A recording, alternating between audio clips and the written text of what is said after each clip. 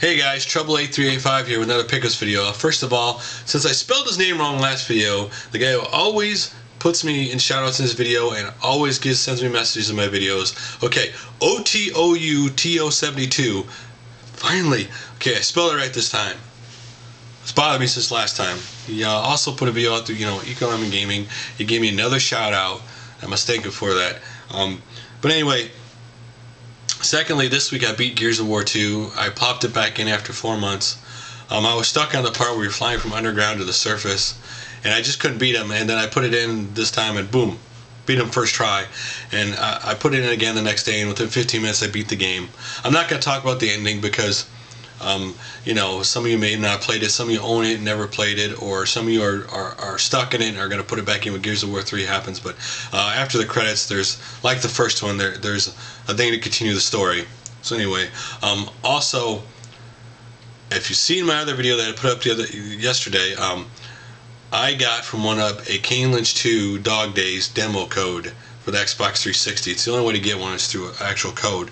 They're having, if you went to the profile on their website and you sent them a message, they sent the first, 1,000 people the code. They still have the advertised on the website. I'm not sure if they've given them all out yet or not. But anyway, I put that, the story mode up on to watch, and there's also an arcade mode and a multiplayer you can play in the demo. It's a really robust demo. I know Kane 1-2 didn't go over very well. Kane Lynch 1 didn't go over very well, so.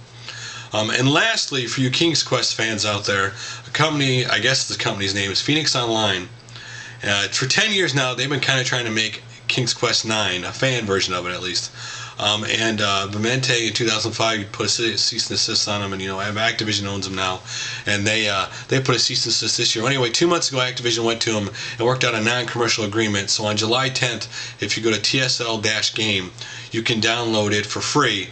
And they said all the episodes, since it's episodic, will be out by the end of the year, and since it's non-commercial, they all obviously are free. And I know you're wondering, why would Activision do something like this? Well, first of all, they've had such bad PR lately, they need good PR. And secondly, you know as well as I do, if millions of people download that, they're not against slapping a sticker on a name on something and putting a game out for us. So if this goes over well, they could very well, maybe they'll make another King's Quest game. But anyway, enough about that.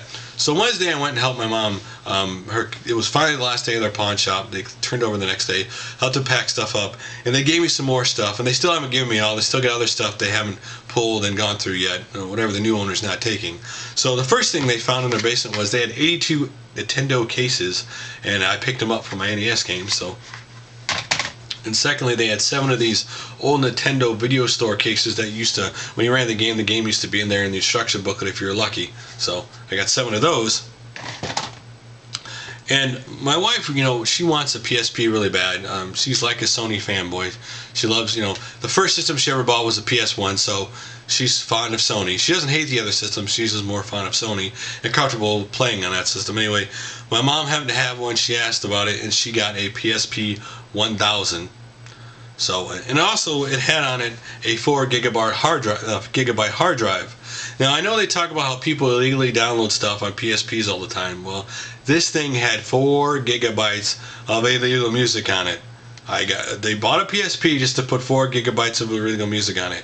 It just has numbers for the titles, since obviously it doesn't know what the titles are. So she deleted all those. And since we're there at my mom's pawn shop, we picked that up. I picked up 2 PSP games. The first one is the greatest hits version of Castlevania: The Dracula X Chronicles, which is Castlevania Rondo of Blood and Castlevania Symphony of the Night.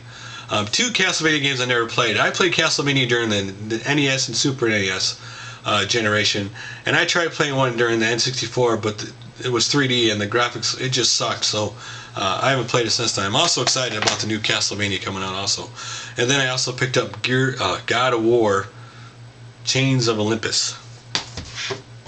I got 2 games for my Super Nintendo. The first one is Championship Pool and Monday Night Football. I got some Game Boy games. The first one for the Game Boy Advance my wife picked up, Kingdom Hearts. Then I picked up good old arcade games of my childhood from Game Boy Advanced, Spy Hunter and Super Sprint. And lastly, for the Game Boy everybody loves, Boggle Plus. And for the Game Boy Color and the Game Boy Pocket, a Game Shark. Now, Also got a NES cleaning kit. My mom also had a Super Nintendo cleaning kit.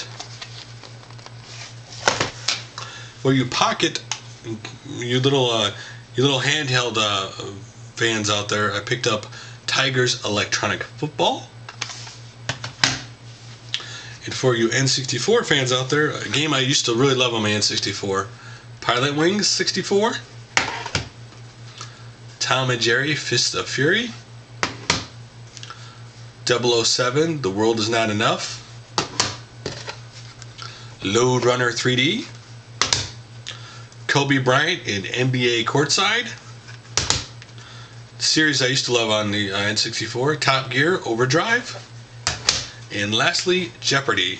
I'd like to comment more on these, but I didn't play many Nintendo 64 games. I own my 64. I only played a couple of games. For the PlayStation 2, I picked up Tenchu Wrath of Heaven. Got 2 copies. Because I loved RPGs back in the PS2 era. Unlimited Saga with the Final Fantasy 2 preview. And I already own this on my Xbox. All-Star Baseball 2005. NFL Street 3. So I now own all 3 NFL Street games on the PlayStation 2. Lord of the Rings, The Two Towers, and Lord of the Rings, The Return of the King. I really loved these games back when the movies were out. I was a real big fan of the movies.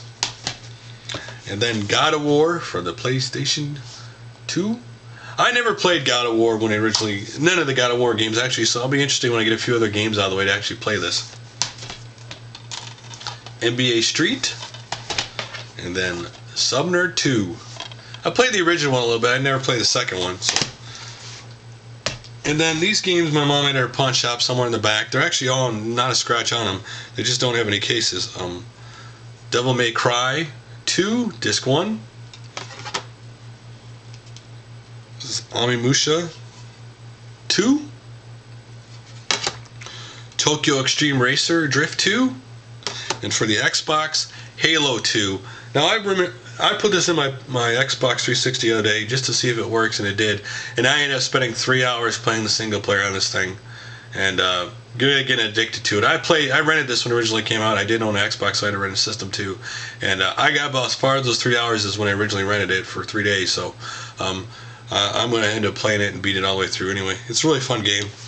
Never really got into Halo like a lot of people. And for your PC lovers out there, I got Microsoft Golf